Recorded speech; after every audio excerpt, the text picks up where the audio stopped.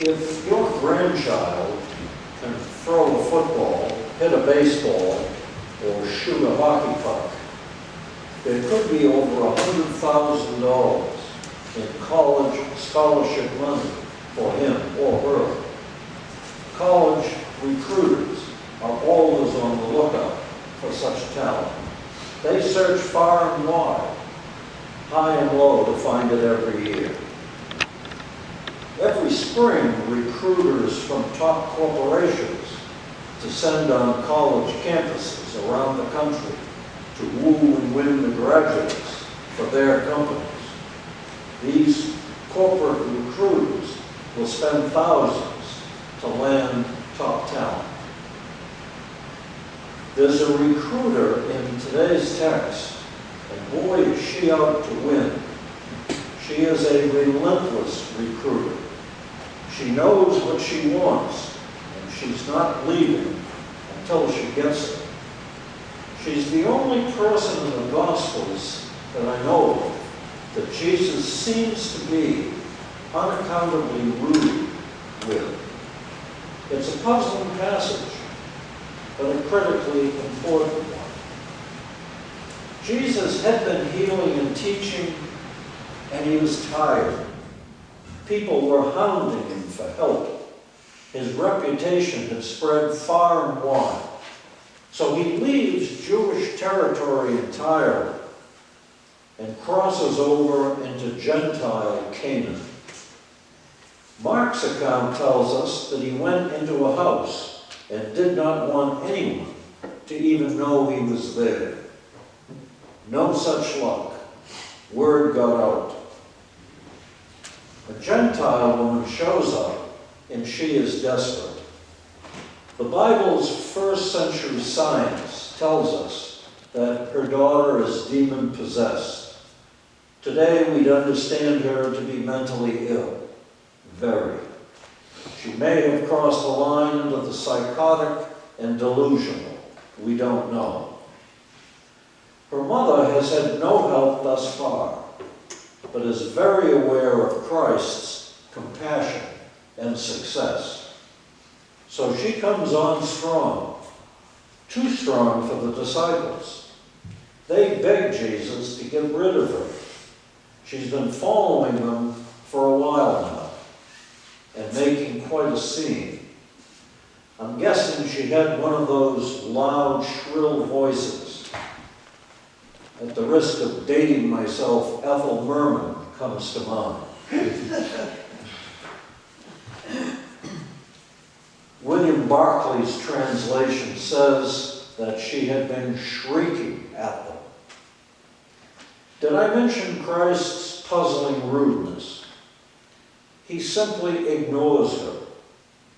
Only when his disciples say they just can't take any more of her does he take note of her. He simply says his schedule doesn't yet include Gentiles. He's only available for the lost sheep of the house of Israel for now. He's even tougher. He tells the woman herself that it's not right to give the children's food to the family dogs. And it's a reference that as a family gathered in those days, their dogs probably would be under the table, and if food fell off the table onto the floor, they were welcome to take it. She isn't having any of it. She is relentless. She loves her daughter. She describes the girl's condition as terrible. She is sure Jesus can cure her. She's not going anywhere until she gets the help she came for. And get it, she does. Jesus gives in. He praises her for her great and complete faith, and we read that her daughter was immediately healed. There is such a thing as sacred selfishness, and she had it. She was relentless in recruiting help and hope.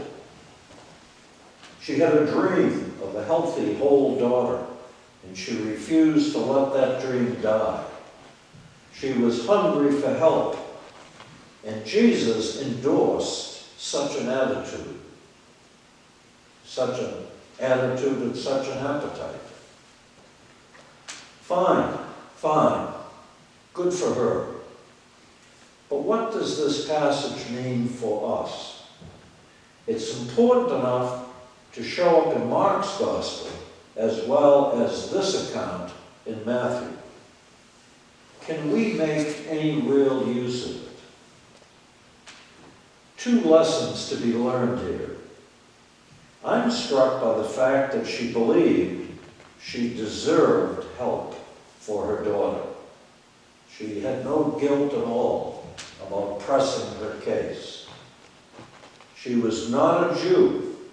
She was not one of God's chosen people. She knew that very well. She pushed on anyway. Jesus first ignored her and then sought to get rid of her by indirectly insulting her and her deranged daughter, comparing them to dogs. She kept pushing on anyway. She passionately believed with her whole heart that she deserved the help she came for, and she wasn't going home without it. She knew Jesus had healed many others already, and she was completely convinced that she deserved Christ's help just as much as any of them. And she got it. And she knew exactly what she needed. She knew what to ask for, what to go after, and so she got that. I think we need to learn from her, to let her teach us. We need to believe we really do deserve what we need from God and from those He has given to us to be in our lives. And we must come to know what it is that we need.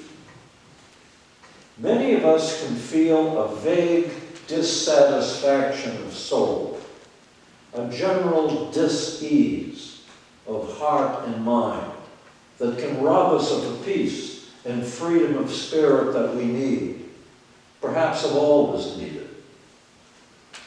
But we've never done the work, made the necessary effort to pin down, to identify what is really missing, what it is we need, but do not have. That work, that effort is a tough task. It is difficult, but there are times when nothing else is more important.